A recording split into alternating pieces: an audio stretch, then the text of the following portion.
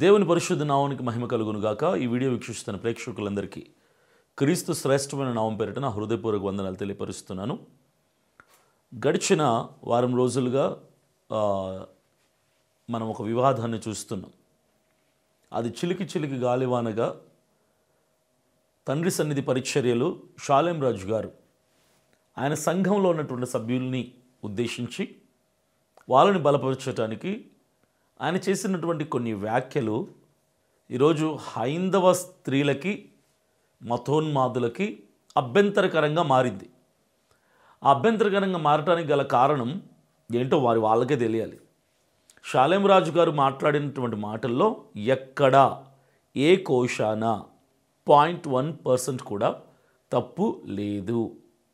అది ఆయన ఎవరిని కించపరచటానికి, ఏ హైందవ స్త్రీని తక్కువ చేయటానికి, లేదంటే ఇతరేతర సమాజంలో ఉన్నటువంటి ఇతర మతాల మహిళలని తక్కువ భావనతో మాట్లాడడానికి ఆ మాటలు ఆయన పలికినవి కాదు. ఆయన బహిరంగ వేదిక మీద మాట్లాడింది కాదు. ఆయన చర్చిలో ఆయన సంఘస్థులతో ఆయన మాట్లాడినటువంటి మాటలు అవన్నీ కూడా మనం చూసాం. ఇది ఈరోజు చాలా వివాదాస్పదంగా మారింది. కేసులు పెడుతున్నారు, వందల కేసులు పెడుతున్నారు, ఎవరి నోటుకు వచ్చినట్టు వాళ్ళు మాట్లాడుతున్నారు. ఎంత అంటే అంత మాట్లాడుతున్నారు, గౌరవం లేకుండా మాట్లాడుతున్నారు, అరా ఒరే అంటూ మాట్లాడుతున్నారు, లకారాలు మకారాలు వాడుతున్నారు. షాలేం రాజు గారు చేసినటువంటి వ్యాఖ్యల్ని అపార్థం చేసుకోవటమే కాకుండా క్రైస్తవులమైన మేము ఆరాధించే యేసుక్రీస్తు ప్రభువుల వారిని, మా పరిశుద్ధ గ్రంథంగా మేము స్వీకరించి మా పరిశుద్ధ బైబిల్ గ్రంథాన్ని క్రైస్తవ సమాజం అంతటిని కూడా కించపరుస్తూ తక్కువ చేస్తూ మాట్లాడటం చాలా బాధాకరం. మాకు కూడా కోపం ఉంటుంది, మాకు కోపం వస్తుంది. కాకపోతే దేవుడు చెప్పినటువంటి ఆజ్ఞను బట్టి, ప్రేమ తత్వాన్ని బట్టి మౌనముగా ప్రేమగా మేము వ్యవహరిస్తున్నాం. ఇది ఎవరు కూడా చేతకానితనంగా చూడొద్దు. ఇది మా మంచితనం, ఇది మా ప్రేమ తత్వం, మా దేవుడి దగ్గర మేము నేర్చుకున్నటువంటి గొప్ప విలువ. ఇది అర్థం చేసుకోగలిగితే మంచిది.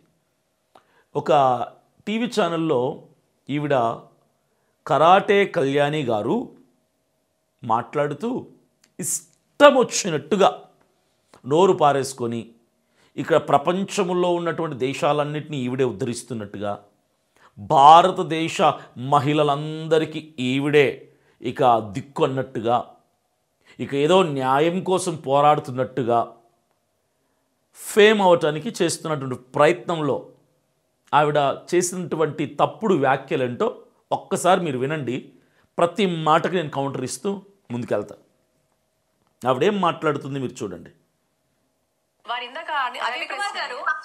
మేడం నేను ఆల్రెడీ ఇక్కడ కంప్లైంట్ ఇచ్చి వచ్చాను. నేను సైబర్ క్రైమ్ లో మహిళా కమిషన్ లో అన్నిట్లో ఆ పాస్టర్ పైన మొత్తం నేను ఇన్ని పేజీలు కంప్లైంట్ ఇచ్చాను. అతని మీద ఎఫ్ఐఆర్ అవ్వాలి, అతను అరెస్ట్ అవ్వాలి, ప్రతి ఒక్కరికి బహిరంగ క్షమాపణ చెప్పాలి. ఈడట కేసు పెట్టారంట. ఆ కేసు ఎఫ్ఐఆర్ కాపీ చూపిస్తూ అతను ఖచ్చితంగా అరెస్ట్ అవ్వాలి, మహిళలందరూ అతని మీద యాక్షన్ తీసుకోవాలి, అరెస్ట్ అయ్యే వరకు ఊరుకోం అని అంటున్నారు. అక్క కరాటే కళ్యాణి, మిమ్మల్ని అడుగుతున్నాను నేను, ఖచ్చితంగా అరెస్ట్ అవ్వాలా? అరెస్ట్ అవ్వటానికి ఆయన తీవ్రవాద, ఉగ్రవాద, దౌర్జన్యకార్య, మోసగాడ, దొంగన, వ్యభిచార, తిరుగుబోత, హంతకుడా, నేరస్తుడా, క్రిమినలా? ఏంటి ఆయన ఏం చేశాడని? పోనీ ఇవన్నీ పక్కన పెడితే ఆయన వ్యాఖ్యల్లో హైందవ మహిళ అన్న పదం వాడాడా? పోనీ హైందవులు అన్న పదాన్ని వాడాడా? లేదు, వాడలేదు. నువ్వెందుకు నోరంతా పారేసుకుంటున్నావు అక్క? నాకు అర్థం కావట్లేదు. కరాటే కళ్యాణి, అసలు మీరు మాట్లాడడమే నాకు చాలా హాస్యాస్పదంగా అనిపిస్తుంది. కొంపలు మునిగిపోయినట్టు రెచ్చగొడుతూ అరెస్ట్ అవ్వాలి, అరెస్ట్ అవ్వాలి. నీలాంటి వాళ్ళు 1000 మంది కలిసి 100 కేసులు పెట్టినా అరెస్ట్ అవ్వడు. ఎందుకు అరెస్ట్ అవ్వరు అంటే, పైన దేవుడు ఒక ఆయన ఉన్నాడు, ప్రతిదీ చూస్తూ ఉంటాడు. నువ్వు కాదు న్యాయ నిర్ణేతవి, నువ్వు కాదు జడ్జిమెంట్ ఇచ్చేది, నువ్వు కాదు తీర్పు తీర్చేది, నువ్వు కాదు అరెస్టు చేయించేది. న్యాయ అన్యాయాల్ని పరిశీలించటానికి సృష్టికర్త అయిన దేవుడున్నాడు, ఆయన చూసుకుంటాడు. ఆయన మాట్లాడినటువంటి అంతర్భావం నాకు తెలుసు, మరెంతో మందికి కూడా తెలుసు, అది గ్రహించగలిగారు. నీకు జ్ఞానం లేనటువంటి మాటలు మాట్లాడడం, విచక్షణారహితంగా విఘ్నతారహితంగా మాట్లాడి నువ్వు అదేదో పెద్ద స్త్రీ సమాజం అంతటిని ఉద్ధరించడానికి వచ్చినట్టుగా మహిళలారా హైందవ మహిళల్ని కించపరిచాడు. ఎక్కడ కించపరిచాడక్క నువ్వు చెప్పు? వీడియో ఆడియో ప్లే చేసుకుని మరలా విను 100 సార్లు.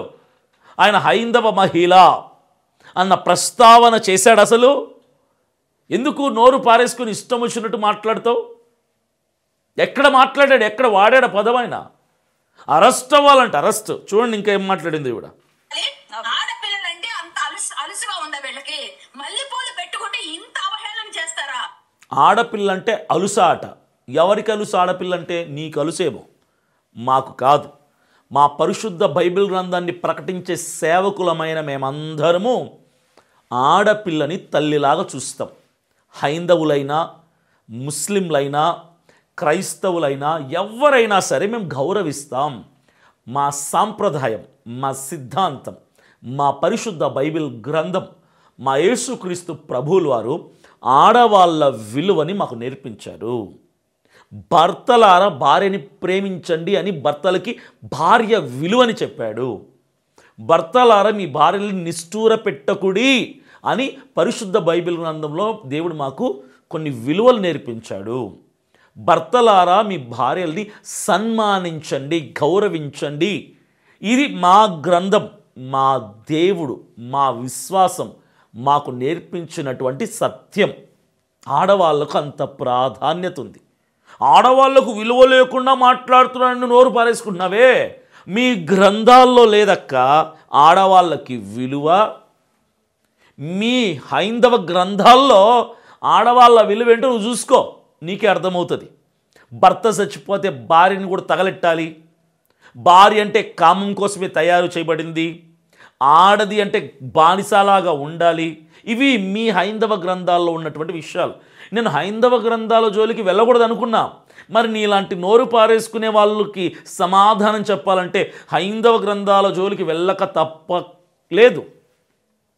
ఇంకా ఏం మాట్లాడారు వినండి. వీళ్ళని మాత్రం శిక్షించే వరకు మాత్రం పోరాడదామండి. ఖచ్చితంగా నేను పోరాడతా. నువ్వు పోరాడు.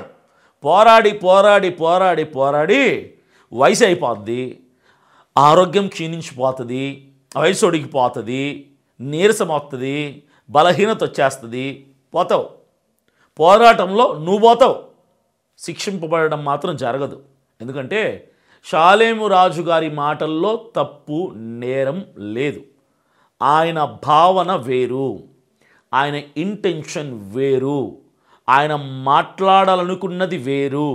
ఆయన సంఘాన్ని ఉద్దేశించి ఆయన సంఘక్షేమం కొరకు, ఆయన సంఘంలో ఉన్న స్త్రీలని మహిళని బలపరచటం కొరకు మాట్లాడిన మాటలని చెబితే, లోక సంబంధమైనటువంటి వ్యక్తులకి దైవిక సంబంధమైనటువంటి జ్ఞానం ఎప్పుడూ వెర్రితనమే.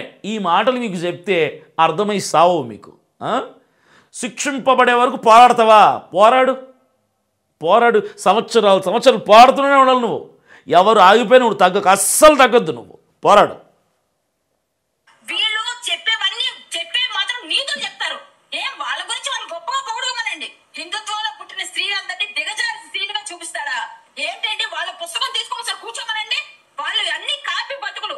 యేసు పంచాంగం అంటారు, యేసు ఉగాది పచ్చడి అంటారు, గాడి గుట్ట అంటారు, కంకర పాస్ అంటారు, ధ్వజస్తంభం అంటారు, ప్రసాదాలు ఇస్తారు, మాలలు వేస్తున్నారు. పెద్ద కామెడీ ఏంటంటే ఈవిడంటుంది కాపీ బతుకులు అంట. క్రైస్తవులవి కాపీ బతుకులు. ఏం బతుకులు? కాపీ బతుకులు, టీ బతుకులు కాదు. యేసు ప్రసాదం అంటారట. మరి ఎవడంటాడు నాకు తెలియదు ఇప్పుడు వరకు. నేను క్రైస్తవంలో ఉన్నాను. నా చిన్నప్పటి నుంచి, నా పుట్టుక నుంచి క్రైస్తవంలోనే ఉన్నాను నేను ఇన్ని సంవత్సరాలు. యేసుక్రీస్తు ప్రసాదం అంటారట, యేసుక్రీస్తు ధ్వజస్తంభం అంటారంట, యేసుక్రీస్తు ఉగాది పచ్చడి అంటారట. ఎక్కడన్నారక్క? నీకు బాగా పిచ్చెక్కినట్టుంది, పైత్యం బాగా ఎక్కువైంది. కరాటి కళ్యాణి గారు, నీ సినిమాలో చెప్పిన డైలాగులు ఇట్లా కెమెరాల ముందు ఇంటర్వ్యూలో చెప్తే కుదరదమ్మా. కాపీ బతుకులు మావి కాదు, ఎవరు అందరికీ తెలుసు. నీ మాటలను బట్టి హైందవ సమాజాన్ని కించపరచడం నా ఉద్దేశం కాదు. అందుకని నేను ఇంకా డీప్గా వెళ్ళటంలా అర్థం చేసుకోండి. కాపీ బతుకులు కాదు. క్రైస్తవంలో ఉగాది పచ్చడిని, యేసు ప్రసాదమని, యేసు ధ్వజస్తంభం ఇవేవీ లేవు ప్రజలారా. కరాటి కళ్యాణి గారికి పిచ్చెక్కి ఏదో నోరు ఎలా పడితే అలా మాడుతున్నారు. ఇంటర్వ్యూలో ఉన్నాను కదా, 10 మంది నన్ను చూస్తారన్నటువంటి ఉద్దేశంతో ప్రజల్ని మెప్పించడానికి మాట్లాడుతున్నటువంటి ఈవిడ మాటలను పట్టించుకున్నారంటే మనల్ని కూడా పిచ్చోళ్ళని చేస్తుంది ఈవిడ.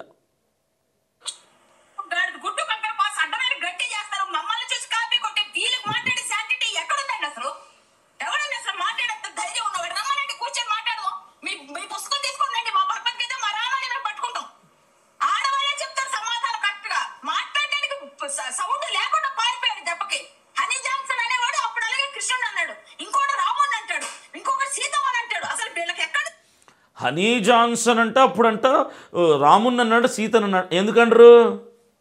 ఎందుకనరు అంటారు. మీరు నోటి మీద వేలేసుకొని మీ పని, మీ భక్తి, మీ గ్రంథాలని, మీ మతాన్ని మీరు ఆచరించుకుంటే ఎవరు మీ జోలికి రారు. హనీ జాన్సన్ గారు అప్పుడు అన్నారంటే అన్నారు, రోషం ఉంది మాకు.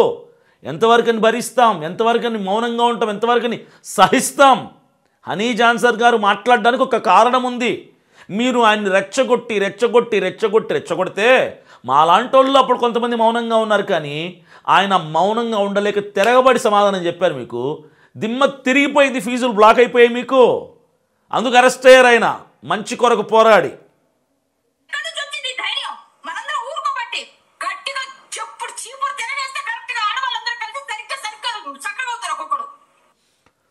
చాటలు, చీపుర్లు, చెప్పులు మీ ఇంట్లోనే కాదు మా ఇళ్ళల్లో కూడా ఉంటాయి. కరాటి కళ్యాణి గారు, చెప్పులు, చాటలు, చీపుర్లు మా దగ్గర కూడా ఉంటాయి, కొంచెం స్ట్రాంగ్ ఉంటాయి మా దగ్గర కూడా. కాకపోతే మీరు విచక్షణారహితంగా ప్రవర్తిస్తారు కాబట్టి దేవుడు అంటే ప్రేమ భక్తి లేకుండా, భయం లేకుండా మీరు అవి వాడతారేమో, మేము అవి వాడమంతే. ఇప్పుడు వాడటం ఎవడైనా వాడచ్చు. మా భక్తి, మా దేవుడు, మా గ్రంథం నేర్పించింది అది కాదు. లేకపోతే మేము వాడతాం, బాగా వాడతాం. ఓకేనా? వాడకపోవడం బట్టి చేతకాని అసమర్థులని మీరు అనుకోకండి. మేము భరిస్తున్నాం. భరించటం మా గ్రంథం, మా దేవుడు మాకు నేర్పించాడు. మాట్లాడి ఇంకా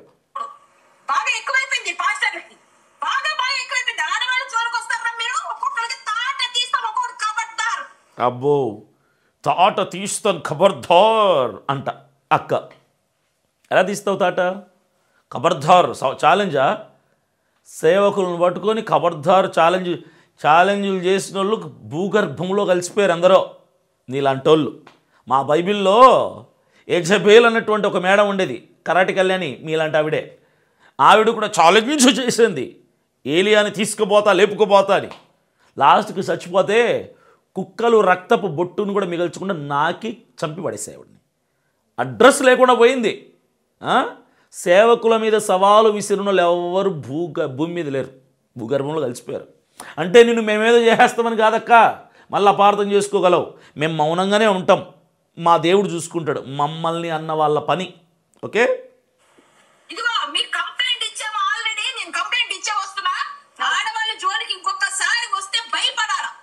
హిందుత్వంలో ఉన్న స్త్రీల జోలికి రావాలంటే వణుకు పుట్టాలి మీకు. ఇష్టం వచ్చినట్టుగా మీరు మాట్లాడతారా? మీ దగ్గర మేము బోల్డ్ కథలు చెప్పగలం. మీకు నచ్చిన కథలు మీరు చెప్తే ఎవరు వినేది ఇక్కడ? ఎవరు వినేది ఇక్కడ? మర్యాదగా మాట్లాడుతుంటే బాగా ఎక్కువైపోతుంది మీకు. మర్యాదగా మంచిగా చెప్పుకుంటుంటే మంచిగా చెప్పకూడదు. వీళ్ళకి దండం దశగుణం భవేతని, దశ భాగాలకి దండం దశగుణం భవేతే వీళ్ళకి. కరెక్ట్ గా మీరు దయచేసి వ్యక్తిగతంగా మాట్లాడకండి అమ్మా. ఈవిడేం మాట్లాడుతున్నదంటే, ఆడవాళ్ళ జోలికి వస్తే మేము ఊరుకోము, దశం భాగాలు తీసుకుని మీరు కూడా మాట్లాడతారా అంటే, పక్కన ఆయన అంటున్నారు ఎవరో పర్సనల్ వ్యక్తిగత జోలికి వెళ్దని. ఈ కరాటి కళ్యాణి అనే ఆవిడకి సరైనటువంటి ఏమంటారు గౌరవం లేదు సమాజంలో, అది అందరికీ తెలిసిన విషయమే.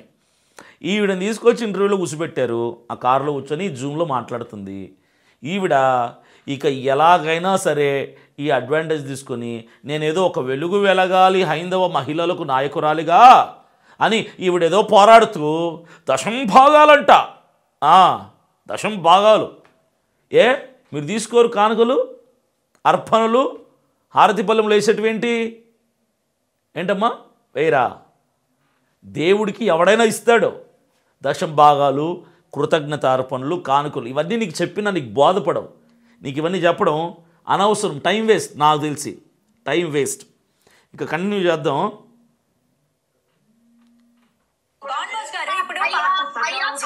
చాలా చక్కగా మాట్లాడారు, చాలా బాగా మల్లెపూల గురించి చెప్పారు, చాలా చక్కగా నవ్వుతే చెప్పమంటారా వాడికి సమాధానం?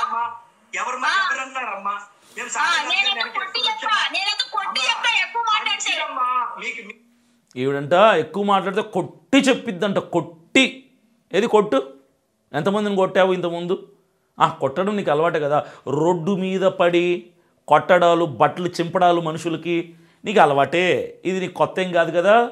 విలువ, గౌరవం, మర్యాద, క్రమశిక్షణ, మేనర్స్, డిగ్నిటీ, డిసిప్లిన్ ఉన్న వాళ్ళైతే కొట్టడాలు, రక్కడాలు, కరవటాలు చేయరు. నీకు అవి లేవు కదా. గతంలో కూడా పాపం ఎవడినో వాడిని పట్టుకుని రోడ్డు మీదకి వచ్చి కొట్టావు. ఇవన్నీ ఏమంటారంటే ఇంక వీటి గురించి మరలా ఫీల్ అవుతారు. బజారు పనులు అంటారు వీటన్నింటినీ. వీటిని అనేది బరి తెగించిన ప్రవర్తనే బజారుతనం. అది ఇంకా నువ్వు కొడతావా, రక్కుతావా, మరి నువ్వు చూసుకో.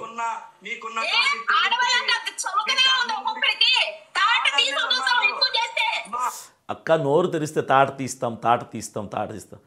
అరటి పండుగ తాట. నువ్వు ఎంతమందికి తాట తీస్తావో ఏంటో నాకు అర్థం కావట్లా. నువ్వేమన్నా మటన్ కొట్లో పని చేసావేంటో నాకు తెలీదు. బాగా చికెన్ షాపుల్లో కోడికి, మటన్ షాపుల్లో ఈ గొర్రెలకి తాట తీసి తీసి ఎక్స్పీరియన్స్ ఉన్నట్టుంది. పాపం మనుషులకు తాట తీస్తా అని వాడుతున్నావు. తొక్క తీస్తా, తాట తీస్తా. ఎవడికి కావాలి నీ సవాళ్ళు? కేసు పెట్టానన్నావు కదా, శుభ్రంగా నోరు మూసుకొని ఇంటికి వెళ్ళి నీ పని నువ్వు చూసుకో. కేసు పెట్టావు కదా, డిపార్ట్మెంట్ వాళ్ళు చూసుకుంటారు. కోర్టుకు వెళ్ళావా, కోర్టులో చూసుకుంటారు. నీకు అయిపోయింది, నీ పని అయిపోయింది కదా, ఎల్లు. ఎందుకు కుక్కలాగా నోరు పారేసుకుంటావు అనవసరంగా? ఈవిడ ఇంకా చాలా మాట్లాడారు. ఈవిడ మాటలన్నిటికీ నేను కౌంటర్లు ఇచ్చేంత ఓపిక కూడా నాకు లేదు. అసలు ఇలాంటి వాళ్ళ నోటి జోలికే పోకూడదు. మనం పెంట మీద రాయేస్తే ఆ పెంట తిరిగి మన మీదే చిట్లిద్ది, మనమే గలీజ్ అయిపోతాం. ఇలాంటి నోటి జోలికి పోయినామనుకో, వాళ్ళకి డిసిప్లిన్, డిగ్నిటీ, పరిధి ఏమి ఉండదన్నమాట. ఎంతవరకైనా దిగుజారుతారు, ఎంత బజార్కైనా ఎక్కుతారు. మనకు అది కాదు. మనకి ఏ దేవుడు పెట్టినటువంటి పరిధిలో మనం బతుకుతూ ఉంటాం. కాబట్టి కరాటి కళ్యాణి గారు చేసినటువంటి వాక్యాల్లో ఎలాంటి సత్యం లేదు, అసత్యాలు, అబద్ధాలు. ఏదో ఇంటర్వ్యూలో ఆవిడ జూమ్లో తీసుకున్నారు కాబట్టి నోరు పారేసుకుంటుంది. షాలేమురాజు గారు మాట్లాడింది తప్పు కాదు. నువ్వు కాదు, 400 కేసులు పెట్టారు ఇప్పటికే. పెట్టుకోండి. మా దేవుడు న్యాయ నిర్ణేత. ఆయన మీద ఈగ వాళ్ళు ఇవ్వకుండా నా దేవుడు షాలేమురాజు గారిని ప్రొటెక్ట్ చేస్తున్నారు. Thank you. God bless you.